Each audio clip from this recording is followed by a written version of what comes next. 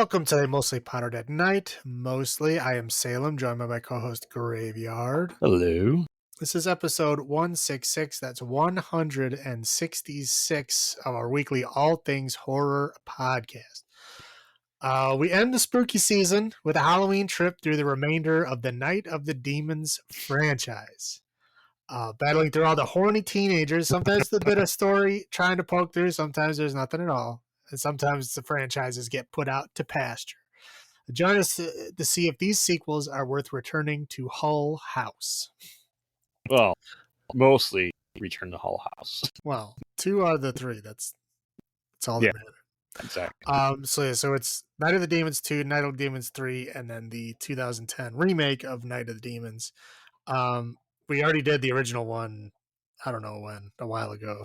In our Night ofs. Oh, yeah. So we did the original one. So now there's the 2 direct sequels to that, and then the remake. Mm-hmm. Yeah. So Well, let's face it. There's not a lot to talk about in these movies.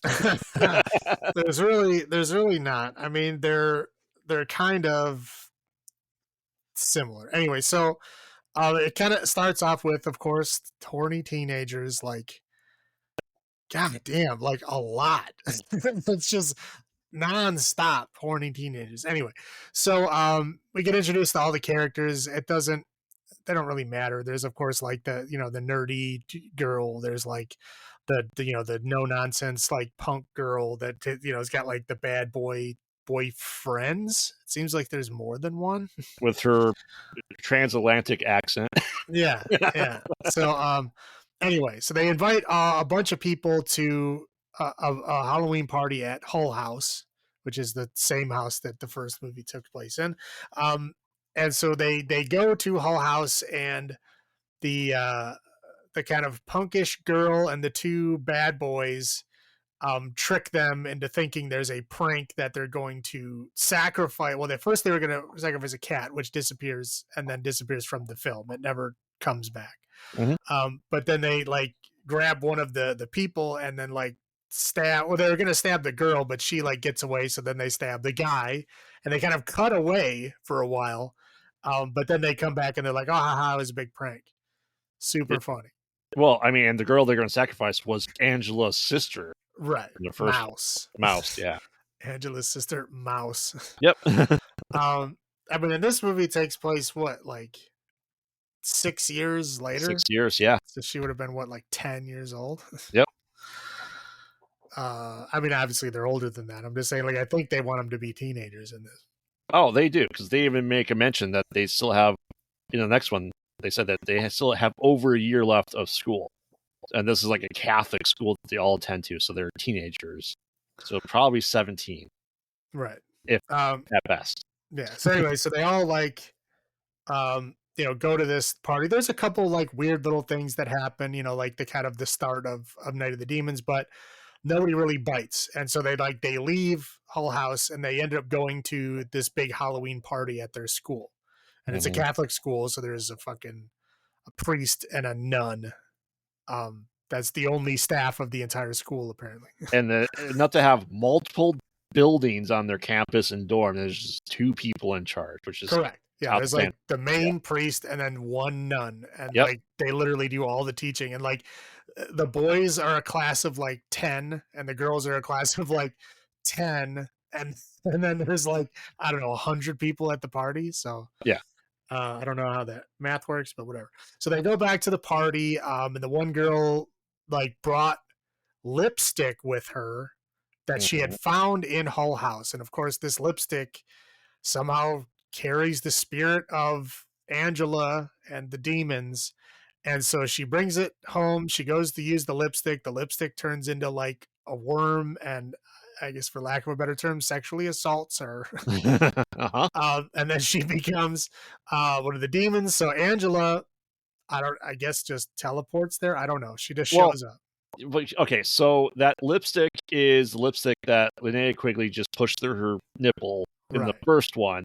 And somehow that was able to get the demons through that underground stream that they couldn't pass. So somehow being in a lipstick case lets them escape Hull House.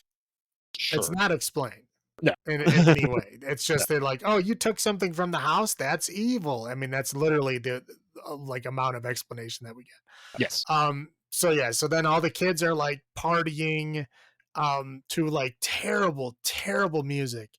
It's like they're partying to like death metal. I mean, like old school, like growling, screaming death metal, and they're trying to like dance. In Which fairness is to them, the only records they had before that was Neil Diamond. yeah, And but this is Neil their Diamond is like it's at least got a rhythm to it. I'm Like just saying they're trying to rebel in their Catholic school way. I mean, I get that. I get that. I had my death metal phase. I'm not saying I didn't. I'm just saying like you can't dance to it. No, you Like can't. the only thing you can do to it is violence. Uh-huh.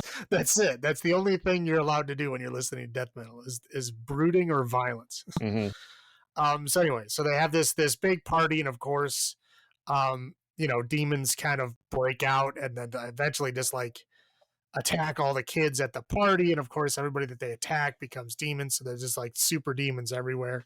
Mm-hmm. And then they weaponize holy water because the one nerd kid like summoned a demon. In the Was he? sacristy. In the What's sac that?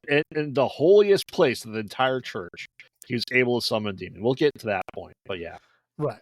They So but yeah, they weaponized their keg of holy water. right. Yeah. So they have like a super soaker full of holy water and like water balloons full of holy water, and somehow the fucking nun has a yardstick that's like holy or something. I Mhm. don't know, but they all dress up in their like Jesus clothes, and then for reasons they have to go back to Hull House. Mhm. um, I don't know why the demons would go back there, like when they're not there now, because it's they don't really explain that part, do No, they? No, no. they decide that when they go on the assault to the demons, they have to go back to Hull House. So like they go there and they're fighting demons, and they end up saving somebody by putting holy water in their mouth. Mhm. It was the girl from Dodgeball. Or Hey Dude, yeah. Yeah, well, I didn't watch Hey Dude, but I did watch Dodgeball. Ben Stiller's wife. Yes. Yes, Marsha yes, Brady. yes. Yes. So she gets saved by they poured holy water down her throat, and that saves her. It doesn't save anybody else Right. ever through the rest of the movie. They talk about, oh look, it saved her, and then like no one else. They literally put holy water in their mouth, and nobody else is saved by this. Just that one girl. Anyway, so they go to the house. The priest ends up getting killed, and they fight and battle the fucking demons, and they burn them all, and then that's like Mhm. they like they're like all kinds of like wackiness ensues with like beheading people with a yardstick and like exploding them with fucking holy water and Yep. blah blah blah. The end. They Yeah. saved everybody.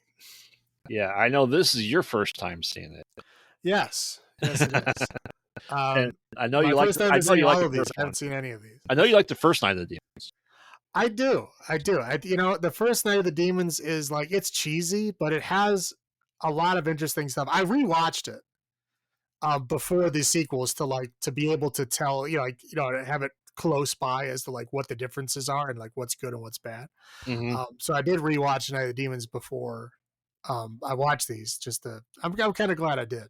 But no, I really like the first one. The first one has like a kind of unique charm. Like the characters are pretty unique and interesting Mhm. for a shitty 80s horror movie. But they're interesting. I mean, yeah, there's a lot of like horniness, but it's explained. Like there's Right. reasons for it in that movie. And again, I'm not saying it's not cheesy. It is.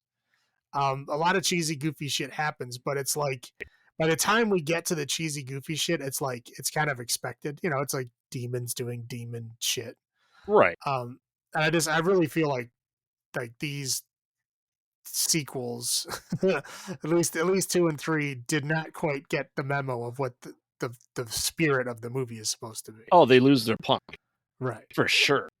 right. I And like I this think second one, they tried to like we're gonna up the punk to death metal, and it just does not work. I mean, a lot of people feel like that's how people that listen to punk transition was into death metal, and they're not necessarily wrong. I mean, I'm sure there was some people that Yeah, went there, but that's a hell of a jump. Like yeah, there's a spectrum, and that they're like, and I'm not gonna say they're on two ends of it. I'm just saying, but there's a lot in between. yeah.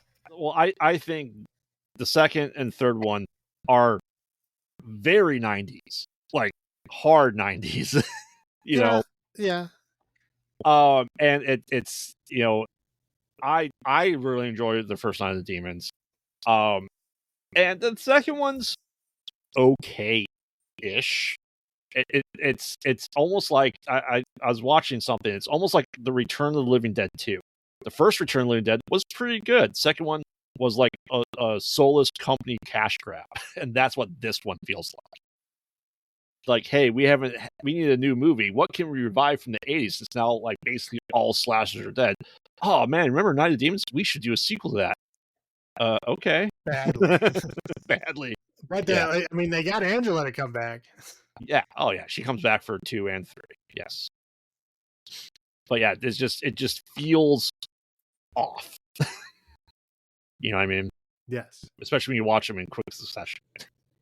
You don't realize how off it feels. Like if you watched it for a couple of years in between, you don't necessarily notice it as much. Well, again, that's why I wanted to make sure I rewatched the first one to like get to get the feel for that one, and then jump into these with that on mind, because these are sequels. So Yeah. Yeah, I typically, if I rewatch Night of the Demons, I do 1, 2, and the remake, and that's it. I generally skip 3. I mean, you could skip two. Yeah. Do you want your highlights first? Or you want me to go first? I can go first. Okay. There's not a whole lot here, but one, Jehovah's Witnesses get killed. Mm-hmm. That's always fun. Two, the prank sacrifice was actually a pretty good prank.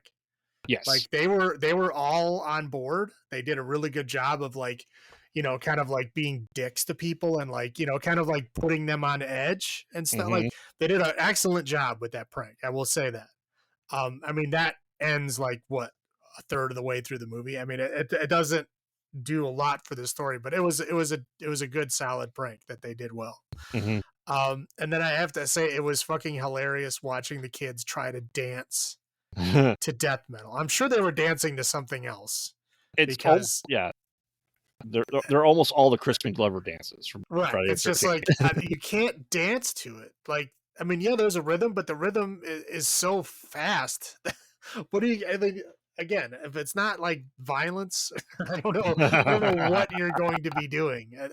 It's so bizarre but funny to watch. That's all I got. Yeah. I thought it was hysterical that that they had just this random bed in the whole house that was like pristine in every way, shape, and form. Well, it's because they needed a long, extended sex scene. They did. When else are they going to do it? Yeah. You're gonna do it on musty, cobweb blankets? Of course not. Yeah. I thought the hands coming out of the boobs and being toxic was funny. Stupid and cheesy, but funny. But I mean, yeah, but just like ridiculous. Like, yeah. They spent money on that effect. They could have spent it in lots of other places. Right. I feel like the references to the first one weren't slap you over the head. I feel like they're very subtle to a lot of things. You know what I mean? It wasn't like a shot for shot remake of them trying to just redo the same thing 6 years later. So I do appreciate that. And it's always interesting when evil escapes their confines, right? He's like, oh, if you don't go to the whole house, you really can't do anything. But no, it escapes through lipstick because it's shielded from the underground stream. Which doesn't make sense. No. That's because all I like got. they're not touching the stream if they're walking over the ground above it. Correct. So I don't understand how. Whatever. I'm not gonna be able to make sense of it, but yeah. Well, I mean, that wasn't always a thing that Dracula couldn't cross running water. Right. Right. So I would think the underground stream would be the same idea. They just don't know streams how to don't go in a circle. No. So there's one path that doesn't make any sense. It's a running moat. I'm just saying, like, what? I mean, if you put like a big fan in the water, does that make it running? I mean, again, we're gonna have to think about this. Mm-hmm. I'll roll in my low points. Angela's teeth are even worse special effects in this one. Her voice is, I know it's the same person, but the voices, demon voices, it's tell your 8-year-old to do a demon voice, and that's the voice you get. Yeah. Demon. Yeah, pretty much. That's exactly what's happening. It is. It is. The nerd summoning a demon in church. Like, I don't know why you would think that would work to begin with. The holy place is somehow a demon's going to be able to be summoned there, and it works. Well, that's what I'm saying. And then like holy stuff hurts it later. I'm like, right. I'm pretty sure it would have hurt to exist in the church. Yeah, well, next to the holy water container. Yeah. Right. Well, I'm just saying, like, it's a holy place, like, yeah. and you get called into it. I'm pretty sure you would just like explode. Correct. Yeah. So that for some reason, I wanted to do the jump scare, and that was all stupid. The map. It's like it's an 8-year-old's buried treasure map. Here's the house, and look, they're going here. Well, that's Hull House. How the hell do you know? There's like 2 different roads they could take. Like that map would not get anyone. There's no like X. There's no like arrow pointing where it's like it's okay. It's a bad map of an area, but doesn't say where in they're going. Correct. And as we saw when that other guy turned the sign, there's 2 roads. Like they could have gone a different direction. You don't know where the hell they were. Right. Like I said, it lost the punk entirely, and my goodness, that CGI snake at the end was just so bad. So bad. They lean more in the CGI with the next one. This was the start of it, I feel. Yeah. We'll talk about the next one when we get there. Yeah. That's about all I have. How about you? Okay. I will say whoever was the spiderweb guy on this movie, like way overdid his job. I mean, there's spiderwebs on literally every fucking thing in that entire house, like all over everything. It was too much.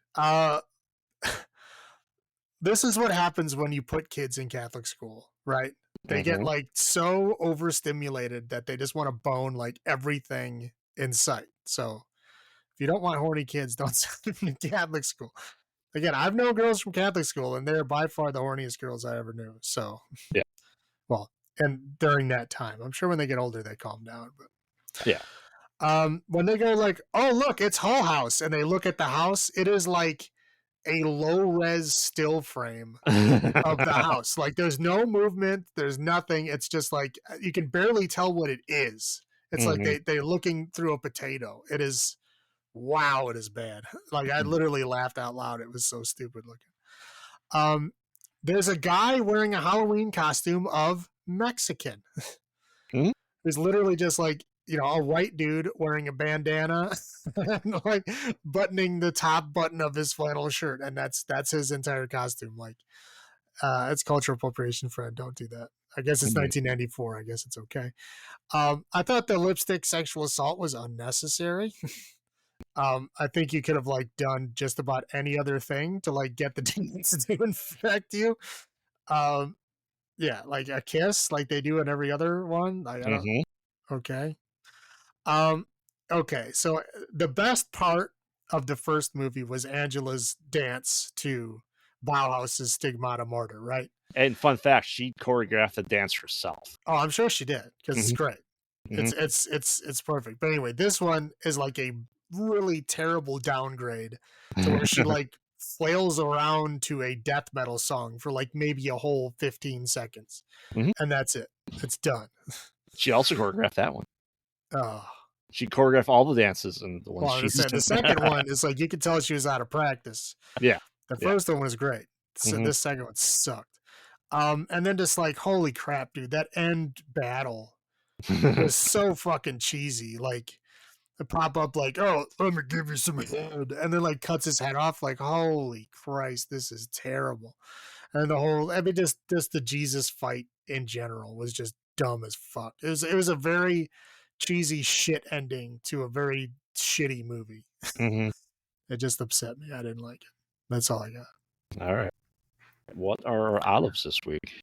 We're going over sex teens because all of these movies are you know, teens. I think the longest you wait to see breasts in these films is in the remake, and I think you have to wait a whole 2 minutes. Mm-hmm. The rest of these, it's like within 30 seconds, there are breasts. Oh, multiple. The guys are like, hey, we're just finding their girls that are just walking around naked at all times in their Right. dorm room. Right.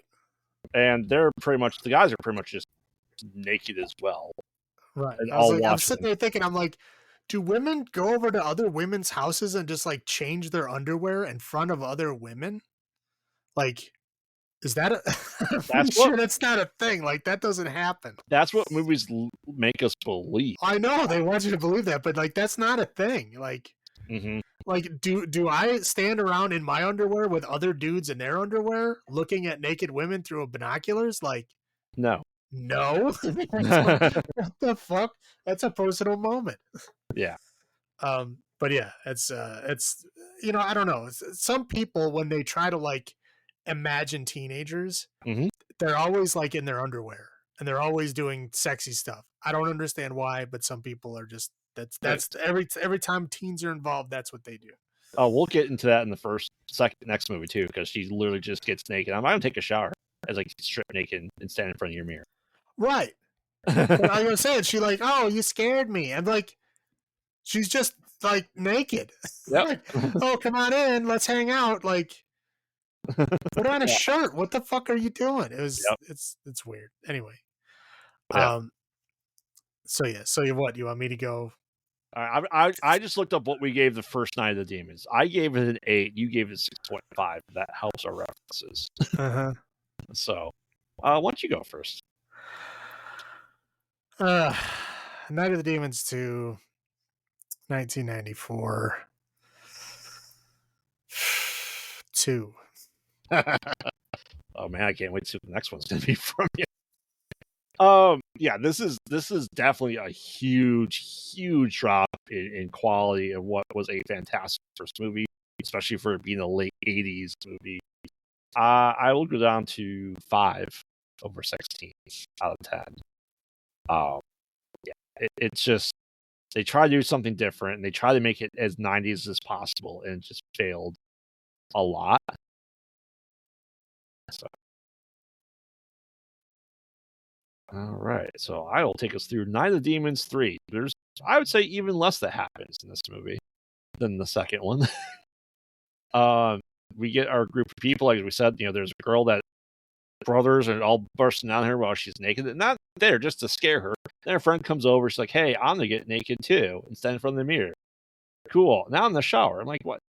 I'm like, I think it'd be weird if I came over to your house and said, hey, and just get naked. I'm like, I need a shower. Well, okay. There are like instances where that's okay. Like if I made you like do work in my backyard, Yeah. and you're like all sweaty, and then you would like spend the night here for whatever reason, like okay, that is an acceptable time. But like, Yeah. I wouldn't be standing with you in the room when you're undressing to get ready for the shower. That's not a thing that would happen. No. But like, if you just came over casually and like, oh, we're gonna go out tonight. Okay, well, I'm just gonna change and go take a shower in your house while we're getting ready to go. Like, no. Why wouldn't you do that before coming over? Right. Like, what the fuck were you doing before this? Yeah, but clearly stunt body. Oh, yeah. It's like all of a sudden she's naked and then we only see her from the neck down. Yep. Yeah. So anyway, that's the cheerleader and her friend they're dressed as Cat and cheerleader, and they go and they get picked up by the singer, the older brother from Hanson, or Chad Kroger, I guess you can call him. the guy that would always have like the switchblade with them. In the van, they're going to a party, and they pick up those two girls, and they go like, "Hey, we're gonna go to the Hull House. By the way, we have to go to this Quickie Mart." And no, they weren't planning on going to Hull House. That's true, yeah. But they're gonna go out, and like, "Hey, we're gonna go to this Quickie Mart," and they're being dicks. The Quickie Mart guy pulls a gun. He comes around and like, "Oh shit," and steals the gun. And cops just happen to come in there, like, guys like, yeah, fuck this, and shoots one of the cops, blasts him through a window. I'm like, shit, we kill a cop. There's a shootout. The black guy gets shot. He's bleeding out pretty much the rest of the movie. Until he apparently turns into a demon at the end. Yeah.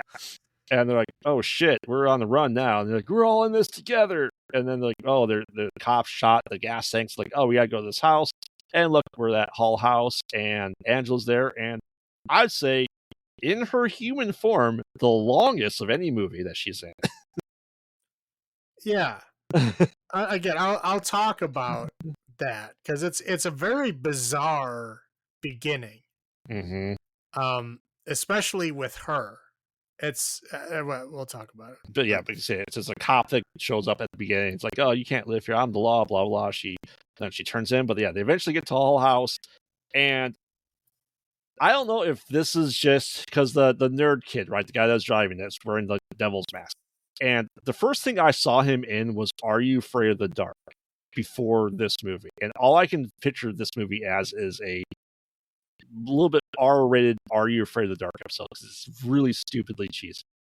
It's really bad. It is stupidly cheesy, but there's way too many naked people for it to be Are You Afraid of the Dark? But you know what I mean? It just feels like if they just cut a couple scenes, it could have been an Are You Afraid of the Dark episode. Like I said, I think it's just because that guy's in that show, so that's why it's always been correlated in my mind. But yeah, essentially, like, hey, we gotta do all this stuff, and Angela shows up. She sucks the bullets out of a gun, which we'll talk about later.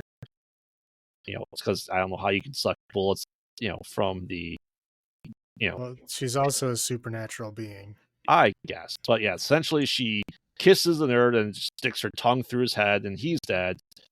She, you know, kisses the cat and all that stuff, and everything's just being sexually transmitted at this point in time, and everyone's pretty much dying and becoming demons. Like, there's not a whole lot to talk about the rest of that stuff. You know, the black guy dies and becomes a demon, and everyone's just becoming a demon, and like the worst Timu version of Night of the Demons you could possibly think of. Like their masks are becoming part of them. Like the cat becomes kind of a cat guy, where demon mask becomes like the mask melts on his face, and all of a sudden he's a demon and all that crap. But the lady with the snake hand was my favorite. Yeah, there's like a sock puppet, and she became like a cobra on it. I'm like, oh, cool. But yeah, so there's people trying to escape there because one guy, as I said, singer from Hanson, is trying to figure out what the hell is going on there. Is he really the singer from Hanson? He looks like him. Oh, okay. He looks like. I don't know who that is. So I'm saying he looks a lot like the singer. Okay. I was making sure it wasn't actually that person. No, like I said, he looks like him or Chad Kroger. Okay, there we go. But yeah, that typical late '90s hairstyle. But yeah, they're trying to figure out how to get away from the crazy guys because there's guys with guns and they're just ready to shoot everyone. So they're like, "Hey, we're going to try to escape." And eventually, like all this is going on there. There's a detective who is officially retiring at midnight. Therefore, is going to work this last case. But like, oh, after midnight, I'll do citizen's arrest. Like, I'm not sure how that's how it works when you retire. Like, why would you take that case if you're going to be the only homicide department? But they found out that the cop was wearing bulletproof vest, and he's like, "Hey, you got to return the money," because like the guy's like, "Oh, they took the money." And like, we looked at the security cameras. No, they didn't. You're a liar, and they're fine. He eventually traces them down to Hull House after checking all the other pig farms in town. Barns. Yeah. He's looking for barns. Yeah. But eventually they get there. He's like, "Oh man, we're gonna get you out of here." And Angela's whole thing is like, "Hey, we can kill you, but we can't take your souls. We need a virgin soul." So that cheerleader, she's a virgin. She's coming with us. I'm like, I feel like you're picking the wrong friend. I don't know. Sometimes the mousy ones get crazy. But anyway, like, yeah, we'll trade it. Like, haha, jinx, magic trick. Yeah, we tricked you. Haha, we're gonna escape now. Oh, look, we can't. They can't get past the underground stream. There's now a vortex or force field surrounding the place. They can't get through. It's like, oh man, oh no, the guy. We gotta go back for him. Well, okay, cool. And they go back for the guy or the girl. And like, yeah, and the guy just minutes after retirement gets his heart plunged through his stomach, and they kind of pull Angela kind of through the force field, and she melts through the force field, and the sun and all the other demons are just kind of in the windows by themselves, never showing the full shot because I think they only had enough budget for one window to shoot. Well, they were also like dancing like they were go-go girls or something. Like, correct. In the window, they were just like doing weird wiggle dances. Like, yeah, I don't know what the fuck that was all about. And the cheerleader and her new boyfriend that was in school for like a week goes, "Hey, we are going to come back every Halloween because that's when the veil's the thinnest, and to make sure that they can never do this again." And we just hear the demon laugh. And that's the last we see of this Yeah, Angela. and then the franchise is over. Yeah, So it, apparently it worked. it did not die a whisper. It shat itself and then died. Uh, this movie's awful. Uh, yeah, it's like I said. I remember going through Night of Demons when like the 2010 came out, and like I don't think I saw Night of Demons 3, or maybe I did it in a very long time. But yeah, I'm like I skip this one, hands down, skip this one any chance I get. Um, yeah, I when the 2010 came out, I'm like maybe this would be better, and it feels better. But I mean, what was your first thoughts on Night of Demons 3? I think my first thoughts were how bad that intro CGI was. Oh, with the like The ghosts, yeah, flying people, I yeah, was like, wow, this is like a for real movie intro. Like that set the whole stage, and it never got better than that. no, no, yeah, it's CGI. This is very 90s. It felt like it would try to be like a sci-fi movie, essentially too. But yeah, just budgets just kept dropping. I'll do my highlights first. At least it's pretty much at Hull House, and evil is still contained within it. So it's almost like a return to form, if you will. Um, yeah, that's about it. How about you? I do like the retiring detective guy. I Hmm. think he's a fun character. Again, I have one here that I wrote down, and for the life of me, I can't figure out what the fuck it says. So Mm, we're just gonna we're just gonna skip over them. Angela's motives, right, in yeah. this movie, at least in the beginning of this film, Hmm. um, it seems like she's trying to be good, Yeah. right? It seems like she's trying to like help people. It's very bizarre. I was like, are we seriously gonna have a Night of the Demons where Angela becomes a good Hmm. person and she's like somehow the hero? I know they do that. Sometimes they do that with these sequels. They just decide to take like the worst person and make them a kind of anti-hero, like, oh, I guess I'll begrudgingly help people with my magic murder powers. Right. Which they do sometimes. But like this, I was like, are they seriously going this way? Like it seemed like they were, Oh yeah, because she was because helping people escape with the crazy guy with the gun. right, she Yeah. was like dancing for the crazy guy so that those people could escape, and they left. If they would have walked out the gate, they would have survived. Yep. Like no one stopped them walking out the gate. They were just trying to fuck around with the car to like, even though the car was out of fucking gas, Right. they were still like trying to hotwire the car. Like they should have just left, like walked out, and they would have survived. Like would Or not have taking been a problem. the cop car that was not out of gas. Well, I mean, to be fair, they didn't know it was there. It was like Yeah. hidden on the other side of the house. But um, again, it was very weird. Like she like diffused the guy with the gun, and then like she like took the bullets out of the gun, and then like killed the mean guy that was like holding them at gunpoint. Hmm. And I was like, "Are you telling me she's gonna go and like kill all the bad people?" And then she didn't. and Yeah. then and then she just changed her mind and became like, like again. But I was like, what? Like, I don't understand the beginning of this. Like, what was the point of that? I think the original version of this script had her being a kind of anti-hero that killed the people. I bet you in the original script they actually did kill a cop. And I think that she kind of earned her anti-hero status by killing the people who killed the cop. Hmm. So like you're actually rooting for her to kill these people because they're bad, is what I think the original script for this was. Why they changed it, I'm not sure. Probably some studio guy was like, you can't do that.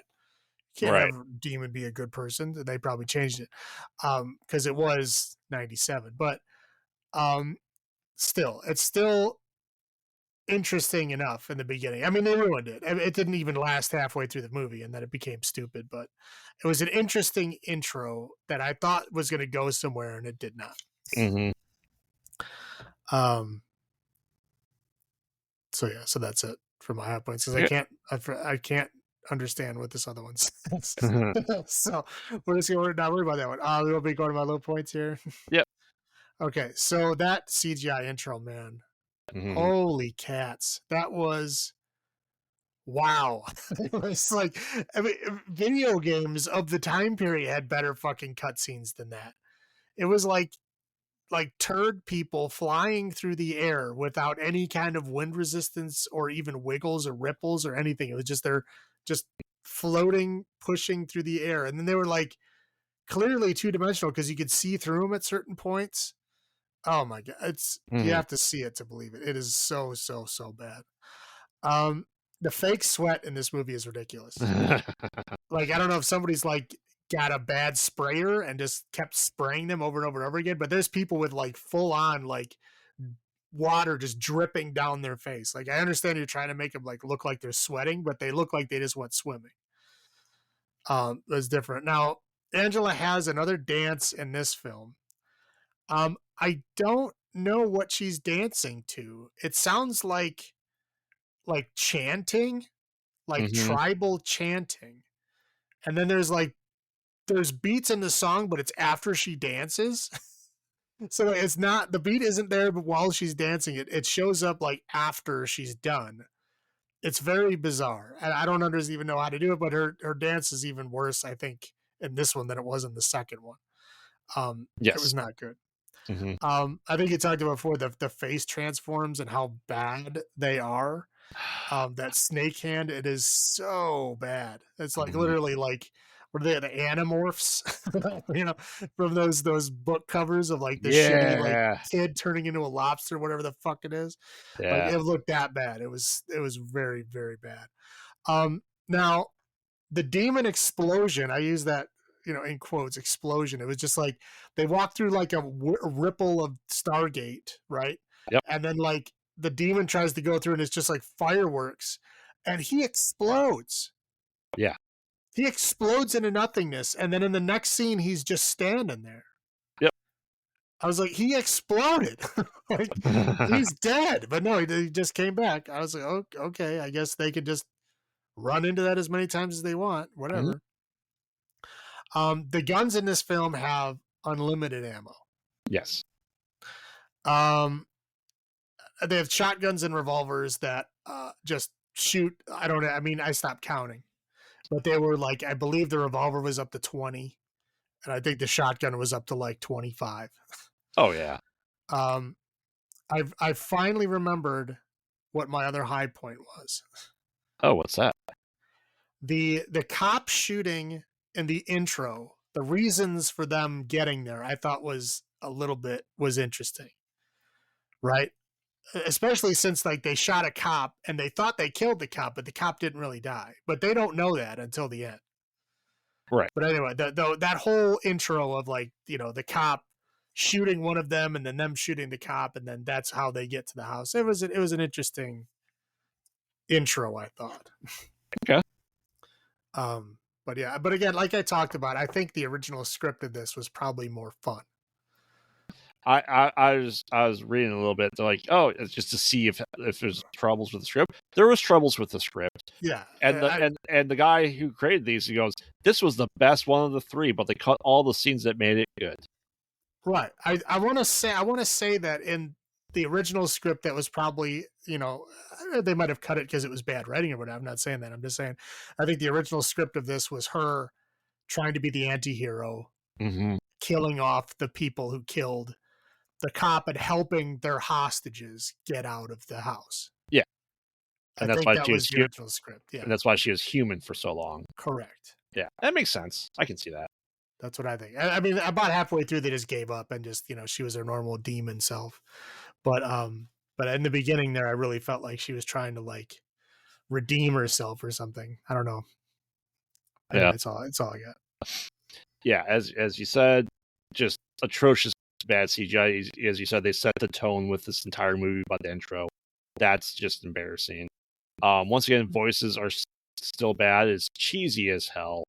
And you can tell this is the 90s because we have an entire Your Mama joke A section. lot of them, like a ton of them. I'm like, And none of them are new. no, None of them are new. no, no. I'm just like, yep, definitely the 90s. late 90s too. We all did it, right? I know I did it growing up at that time frame. So I guess it you talk about the body double, but my God, like every time someone's talking, it's a close up of their head. It's just pretty much the entire movie. You know what I mean? It's all talking heads, which is like ridiculous. I'm like, that's a head. That's a head. There's another head. They're just talking in the head. Like there's more to them.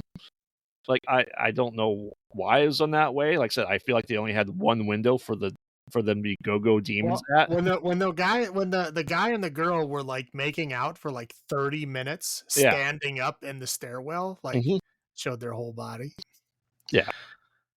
I'm just saying, but it's mostly heads. Like the guy was, I said so many close ups, like way too many close ups of everything of their head. Yeah.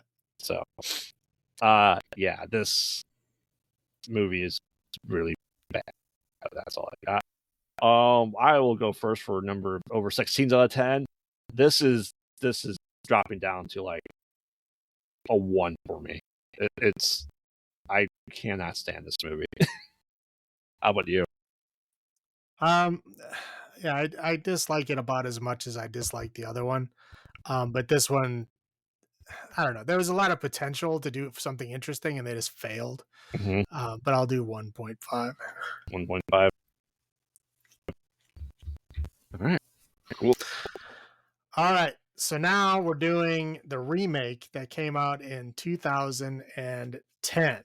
Mm-hmm. Um, Now it starts off with like a little kind of old timey like 1925 silent film, which kind of gives us the premise of the movie, where it was like a lady brings a bunch of people over for a séance. Something happens. We don't find out at this point. Um, and she kills herself by hanging herself off the balcony. Not at Hull House. Well, and then this universe is Hull House.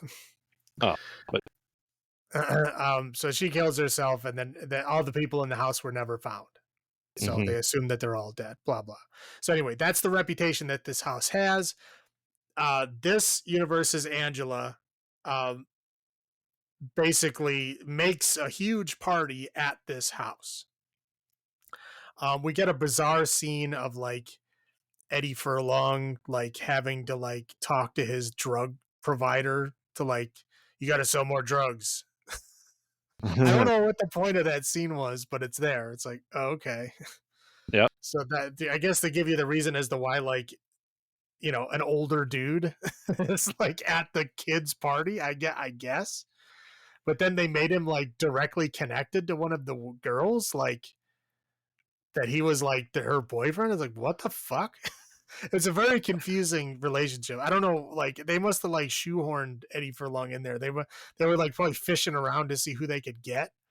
And then when Eddie Furlong bit, they were like, "Oh shit, we got to rewrite this part for Eddie Furlong." Like, I think that's what happened.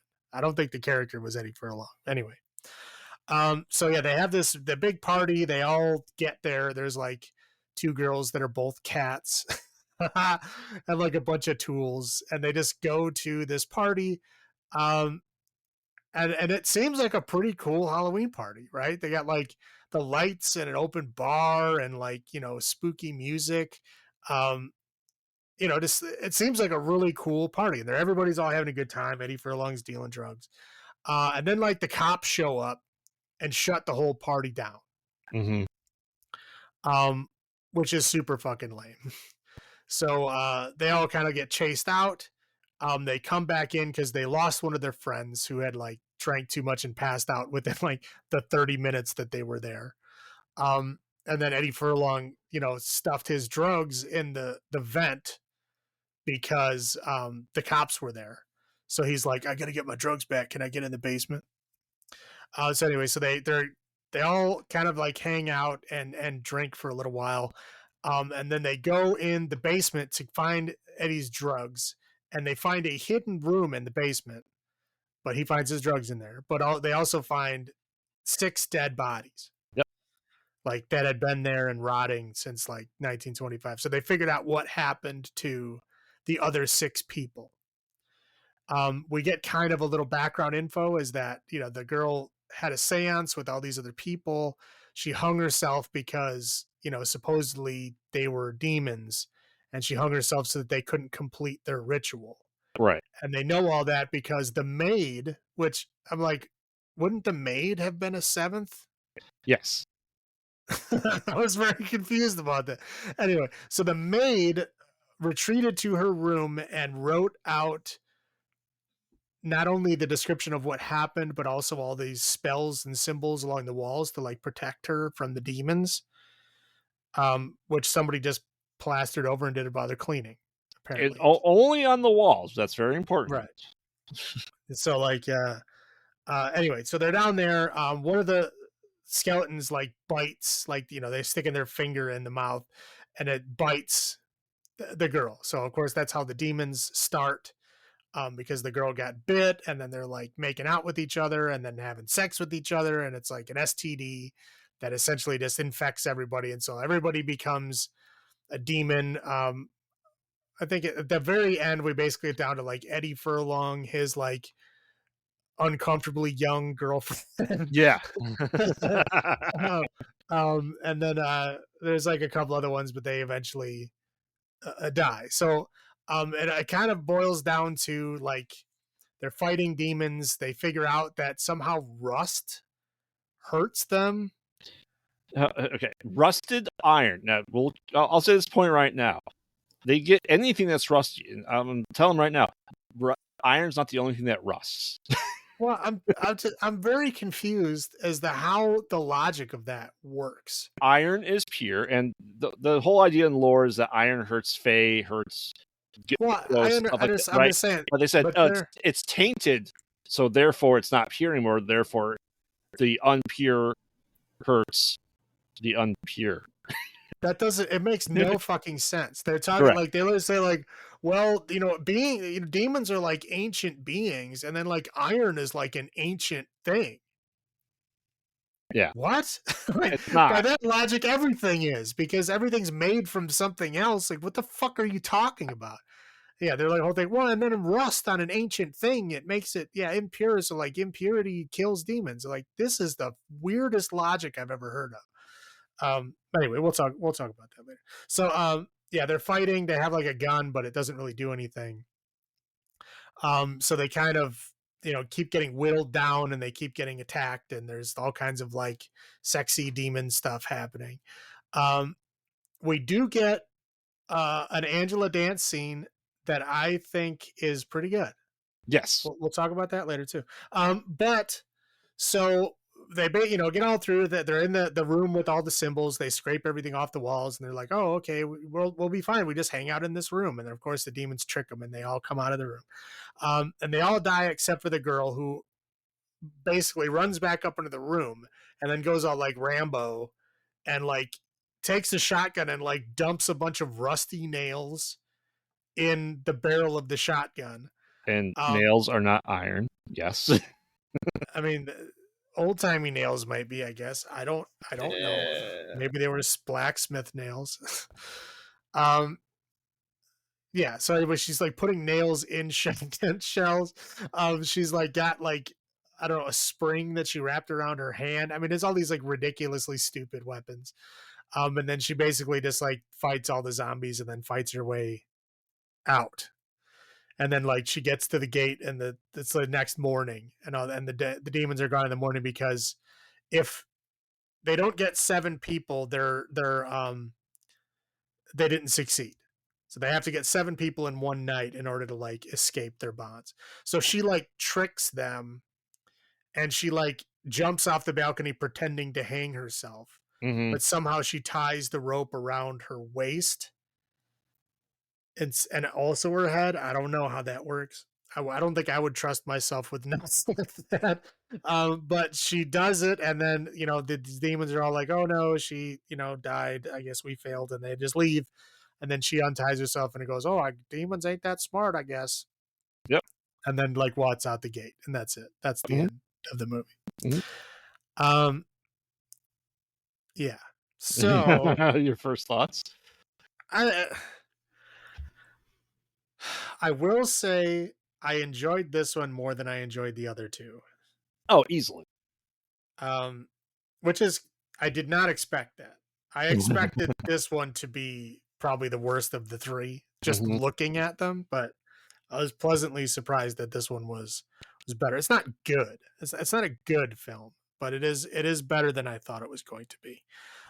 There's some interesting stuff here. Yeah. Um, but I think if I had to kind of sum it up, I think it stays true to the spirit of the Mhm. original. What the original was trying to like convey. I think this one understands that spirit and tries to retell it in a modern way. It doesn't really hit, but at least it tried. At least it tried and stayed true to that spirit of the first one. I yeah, to me, like we've had some the 2000s gave us really bad horror movie reboots, and I think this is kind of an exception to that. I mean, it's way better than The Fog. It's way better than Well, a lot of fucking other The Fog is like things. one of my least favorite movies ever. Yeah, so I'm like, yes, it keeps the spirit, but I think it does it in a good modern retelling of it. So I think it's a decent reboot of a movie, for especially a horror movie. That it could have been like, like ninth or 10th Hellraiser production wise and just shit, right? But no, I think it's a good reboot for this franchise. For this franchise, yes. Yeah. So, do you want to do your highlights first?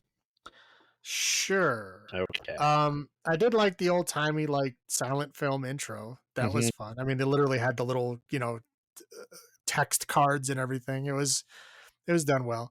Um, Now there are some great songs in this movie. Hmm. There's some bad songs, but there are some great songs. Um, Concrete Blonde, um, Bloodletting, the vampire song is one of my very favorites, and they play it not once but twice in this movie. Hmm. But it's very good. And then of course Angela's dance in this one again stays true to the original. It has that same energy and the same like song that you probably shouldn't dance to because like again in the first one Bauhaus is not something you dance to. Right. And this one she dances to Typo Negative Black Number One. She dances to that. Like it's not a song you would imagine a sexy dance happening to, but it does. It really does encapsulate the spirit of the first one. I don't know if Shannon Elizabeth danced as well as Angela did in that first movie, but it was all right. It was fun. It Yeah. again it kept that same energy going. I like that. That party looked like it was pretty fun. Yes. Like I would want to go to that, but that would be a cool party to go, like a cool Halloween party to go to. Oh, easily with free shots. I mean, you have cover charge, Well, door charge, but it's what but that. $10 for open bar. That's insane. Yeah. Um. Anyway, so I think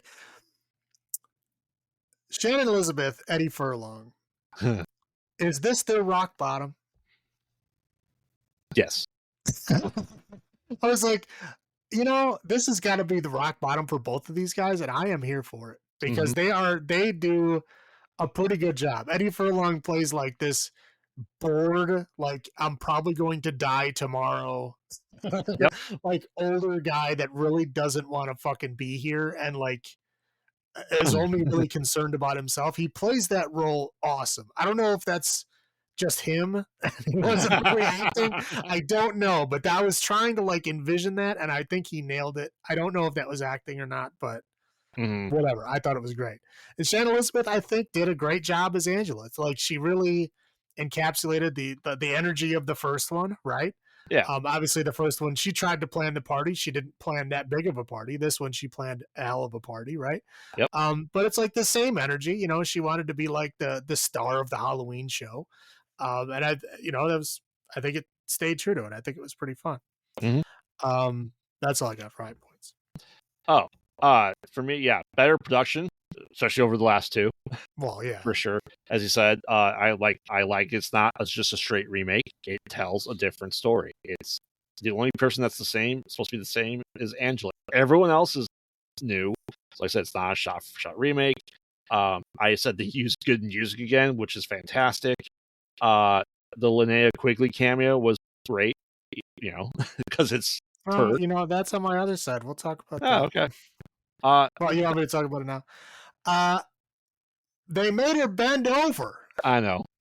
Like she's in it for like a second. It's a cameo. Yep. But they made her bend over like she did in the original one. Like, yep. Really? How many years later are you gonna make her bend over as the cameo? That's lame as shit. Yep. I felt bad for her. What do we call this disease? Demonitis. Because it's spread by kissing, bites, and sex. Gonorrhea syphil demons. Yeah. I thought the guy's reaction to the lipstick scene was pretty funny. Yeah. Is your friend like into close-up magic? No, why? I think you need to come see a dead body. Body. There's like lots of blood. She shoved it in her boob and pulled it. Like it reminded me of the stoner from Cabin in the Woods. His energy right there.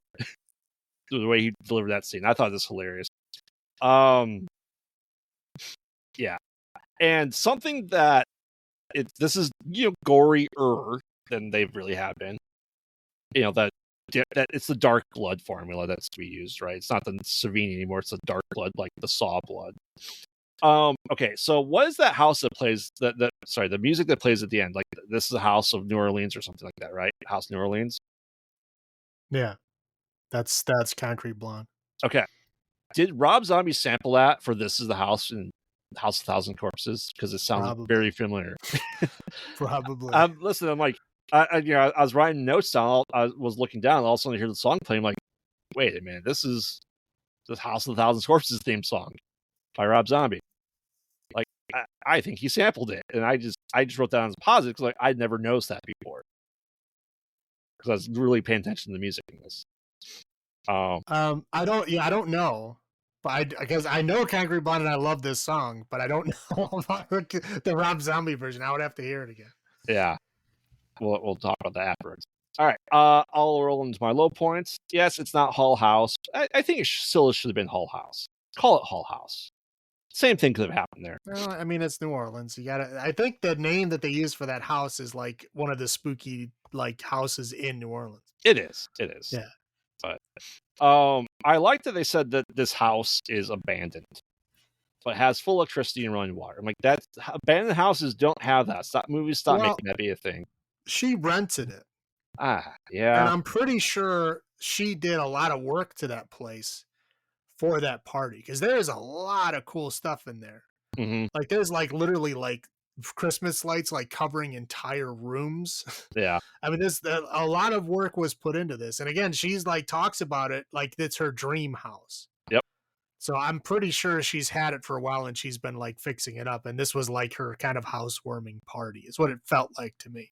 Yeah. I don't think cops should have come and stopped the party. No. And I was sitting there like, what the fuck is this? And like the cops, you can't just like show up and shut it down. Like it's private fucking property. And it's not like it's on the street. They had to walk to the front door. So right. It's secluded enough. You can charge people to come to your house. Yeah. If you want like, hey, I'm buying a bunch of beer. If you want to come in, you got to pitch in. That's not like I don't know what the fuck they even said. It was like, oh, you're charging admission, so therefore, it counts as like whatever. It was fucking bullshit. I was like, these fucking cops cannot do this. Yeah, like, get them especially on Halloween. What fucking like there was like 10 cops. Mm-hmm. 10 cops are gonna fucking bust a party of age people drinking in their own home. Yeah. No, fuck that. In New Orleans. Dude, I've been at fucking parties where I was 16 years old. Everybody else in that party was 16 years old. The fucking cop came to the door. I opened the door. I said, you got a warrant? They said, no. I slammed the door in his fucking face. And you know what happened? Nothing. Nothing happened. Yeah. I was 16, obviously drunk. There's obviously a party happening. They can't do anything. No. Ugh. It was like, I was just sitting here like, there's no fucking way that fucking buzzkill bullshit. Anyway. Yeah. I just liked the party. I was very upset. Yeah, they need an excuse for everyone else to leave. I get it. Story-wise, I get it. If they're shutting it down, they'd think to make sure everyone's out. Not just... Right, yeah, they literally came back like 2 minutes later, and the cops are all gone. Yep. Yeah. It's like, why didn't everybody just walk around the block and come Right. like that? As I said before, not all rusty things are iron. Okay. So they go, well, we were in this bathroom and the demons were able to get to us because there aren't spells on those walls. There's not spells on the ceiling or floor. They could have gone in any time, I feel like, if that was their reasoning. There also wasn't spells on the doors. What rules do these spells have? I don't know. I mean, what's the range of the spells? Like, do they have a bubble effect? I, I don't know. It maybe that maybe the idea of the spells was the same as that underground stream bullshit. I don't know. It's they needed a safe room to have like exposition for them to talk about stuff while things are happening. I guess. And the thing that always annoys me at parties when they have in the movies, like if you're having that many people there and you have shot glasses, you're not using glass shot glasses. You're using plastic. They were plastic.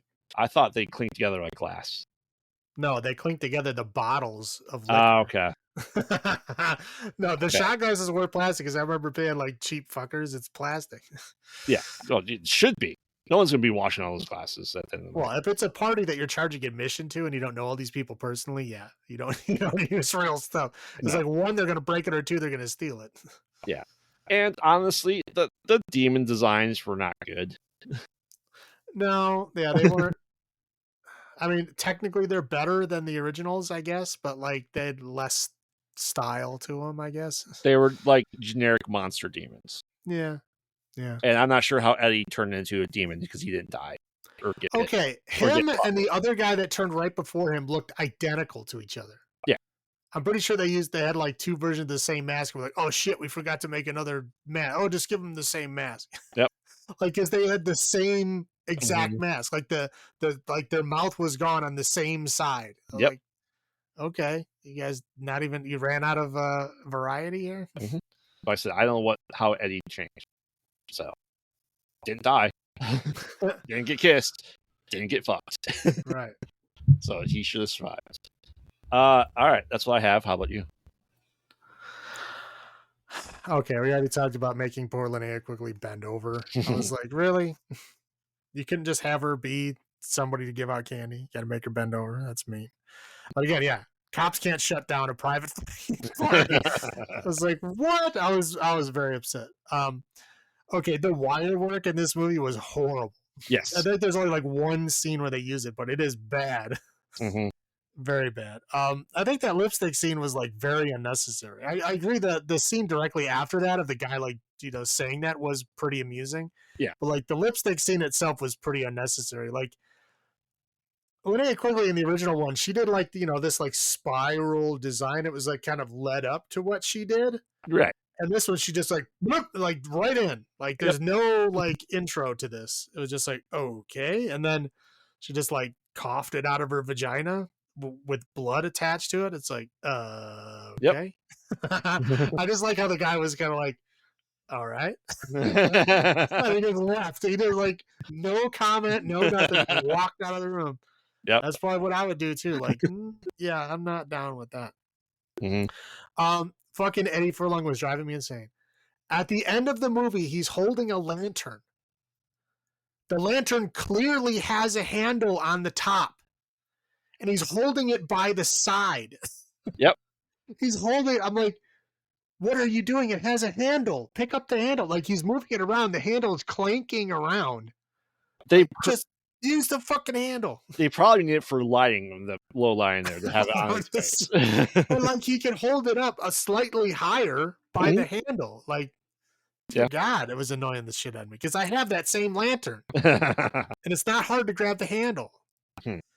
Anyway, and then we already talked about the whole stupid fucking iron rust, like they're fairy demons. And why is it specifically rusty metal? Like it doesn't make any sense. I've never even heard of that before. It should be not rusty metal. I've heard of cold iron. Cold iron sometimes, depending on the world that you're in, sometimes hurts demons or ghosts or beings from other dimensions or fae, whatever it is. I've heard of cold iron hurting things. I've never heard of rust hurting anything. Correct. It's bizarre. It's weird. Yep. That's all I got. All right. How many over 16s out of 10 do you give this one? This one is definitely better than the other two. I won't say it's as good as the original, but it's pretty close. I'll give it a 5.5. Yeah, I'm the same boat as well. It's not as good as the original. I'm going to 7 though because I enjoy this movie. It's kind of like a turn off your brain and forget it. It doesn't like make you mad for the most part. Like I said, it takes the spirit of the original. It's goofy, it's fun, but it's not like overly schlocky. Like Yeah. the cheesy stuff that's there is more fun than not. So Yep. again, but it takes the spirit of the original, and I think it truly does understand what the original was. Yeah. And made a new thing with that same energy, and I think it's pretty fun. Mm-hmm. All right, cool. Take us home. All right, so now that spooky season is over, we can roll into the best month of the year. That's right. It's the month of me. That's right, me, Salem. I get to choose themes and the movies that we watch for a whole month at the torture graveyard with movies that he doesn't want to watch, but I'm going to make him watch because he makes me watch movies of the other 11 months of the year. So that's right. No schlocky trash for at least 4 episodes. Oh, no. So we're going to kick off this adventure next week we're going to do Tetsuo the Iron Man and its sequels. Now, I haven't seen the second sequel, Tetsuo the Bullet Man. I've not seen that one. Nor I've have seen I. the original and the first sequel. I've not seen the Bullet Man, so it'll be interesting to see. Yep. But that's all I got. So remember, we watch bad movies so you don't have to. And this has been Graveyard saying, have you checked on the children? This is Salem saying, long live the new flash.